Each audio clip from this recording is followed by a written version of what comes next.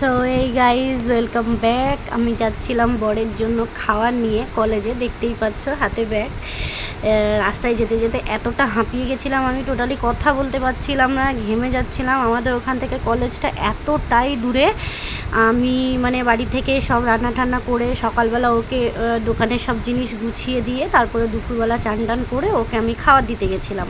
ও আচ্ছা আচ্ছা, তোমাদেরকে তো বলাই হয়নি, আমাদের ছোট্ট একটা দোকান আছে, যেটা আমরা একটা ভ্যান গাড়িতে করে আছে, তোমাদেরকে দেখাবো। তো ওই দোকানে করে আমরা কলেজের সামনে দোকান দিই। আমাদের এখানে হাটেও দিতাম, বাট ওখানে কিছু প্রবলেমের জন্য আমরা দোকানটা দিতে পারিনি। ওই যে দেখতে পাচ্ছ ওইটা আমাদের দোকান। ওই দোকানটা নিয়ে আমার হাজব্যান্ড কলেজে আসে।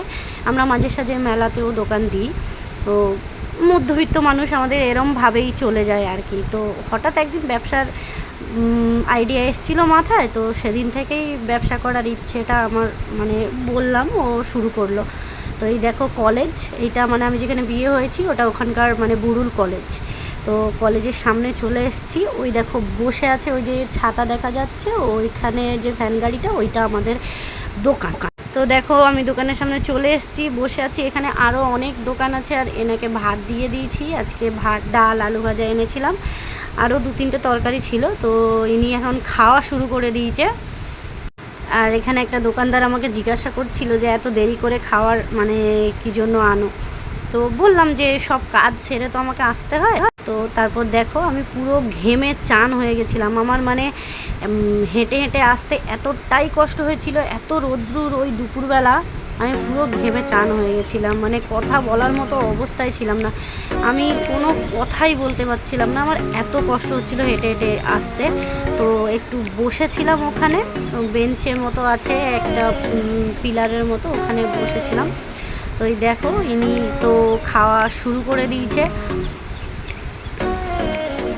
তো সারাদিন কলেজের সামনে বসে থাকে, সকাল থেকে বেরিয়ে আমরা সকাল 6টা থেকে উঠে সব মাল করি। আমাদের দোকানে অনেক কিছুই তৈরি হয়, ঠিক আছে। তো তোমাদেরকে আমি দেখাবো আমাদের দোকানে কি কি তৈরি হয়। তো তার আগে তোমরা দেখো যে ইনি কেমনভাবে ভাতটা মাখিয়ে ঠিক খাচ্ছে। চলো দেখাই তোমাদের যে আমাদের দোকানে কি কি তৈরি হয়। এই দেখো আমাদের পুরো দোকানের স্ট্রাকচার। এখানে তেল, ওই সাদা যেটা ওটা ভেজিটেবিল, 2 রকম পকোড়া আছে, স্যালাড আছে, আমাদের এগ রোল হয়, মোমো হয়, 2 ধরনের মোমো হয়। আজকে 1 ধরনের মোমো করে এনেছিলাম। তো চাউমিন হয়, অনেক কিছুই হয়, বাট এই কটাই দেখালাম। এটা আমাদের পুরো দোকানের স্ট্রাকচার আর কি। আমাদের দোকানটা সামনে থেকে দেখাই। দোকানটা আমি সামনে থেকে তোমাদেরকে দেখাচ্ছি কেমন, ঠিক আমাদের দোকানটা ঠিক কেমন। আমরা রোজ এটা নিয়ে কলেজে আসতাম। প্রায় 2 মাস আমাদের দোকানটা বন্ধ ছিল, 2 মাসের মতো। শরীর ভালো ছিল না, কিছু আর্থিক প্রবলেমের জন্য। তোমাদেরকে তো বলেইছিলাম যে মেলায় আমরা আমাদের ওখানে দোকান দিতে গেছিলাম। এই দেখো 2টো ছেলে এসছে নিতে। তো আমি বলছিলাম কোনটা কী জিনিস বা কোনটার কী দাম। তো ছেলেরা আমার ক্যামেরাটা দেখে এতটাই হাসছিল ওখানে, আমি লিটারেলি লজ্জা পেয়ে গেছিলাম। তারপরে আমার এই দেখো হাজব্যান্ড 2জন চাউমিনের অর্ডার দিয়েছিল, তাই জন্য উনি এখন খেয়ে দিয়ে চাউমিনটা ভাজতে চলে এসছে। তোমরা একটু দেখে নাও যে চাউমিনটা ঠিক কেমনভাবে ভাজা হয়। চাউমিনটা ভাজা কমপ্লিট। তারপরে মেয়েগুলো নিতে চলে এসেছিল। তো ওরা ওখানে সবাই মিলে ঘিরে দাঁড়িয়েছিল, ক্যামেরার দিকে তাকিয়ে দুটো মেয়ে হাসাহাসি করছিল। তো এর পরের ভিডিওটা আমরা বানাতে পারিনি, কারণ আমাদেরকে ভ্যান ঠেলে বাড়ি নিয়ে যেতে হয়, তাই জন্য ওই ক্লিপটা নিতে পারিনি। একদিন সময় হলে তোমাদেরকে দেখাবো। তো তারপরে চলে গেছিলাম আমরা বাড়ি। তো বাড়ি থেকে সব মাল ঢালগুলো ভ্যান থেকে নামিয়ে আমরা বাজারে চলে গেছিলাম, কারণ আমাদেরকে পরের দিনের বাজারটা করে রাখতে হবে, নাহলে আমরা সকাল থেকে সময় পাই না। তারপরে রাস্তায় যেতে যেতে বৃষ্টি শুরু হয়ে গেছিলো, এতটাই বৃষ্টি ছিল ফোনটাও আমি ঠিক মতো ধরতে পারছিলাম না।